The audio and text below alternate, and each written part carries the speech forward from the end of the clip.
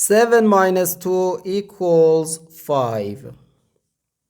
And here we have 7 minus 8, which equals negative 1.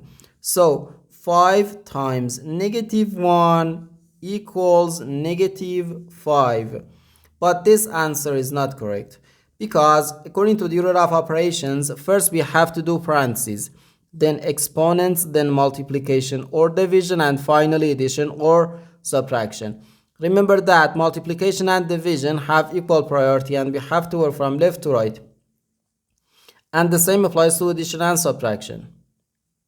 In this expression, we have one parenthesis, one multiplication, and one subtraction.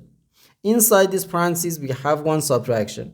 Here we have a multiplication, because in mathematics, when a number is placed next to parentheses, it means multiplication. And we usually don't write the multiplication sign for brevity.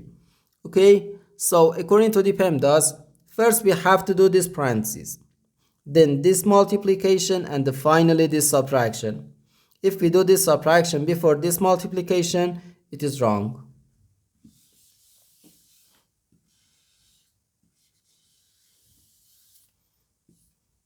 So first we have to do this parenthesis. Inside this parenthesis we have 7 minus 2, which equals 5. So 5 times 7 minus 8.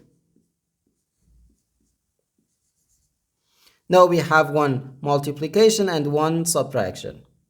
According to the PEMDAS, multiplication has higher priority than subtraction, because multiplication comes before subtraction. So here first we have to do this multiplication. 5 times 7 equals 35. So 35 minus 8, which equals 27. And this is our final answer to this problem. The correct answer is 27.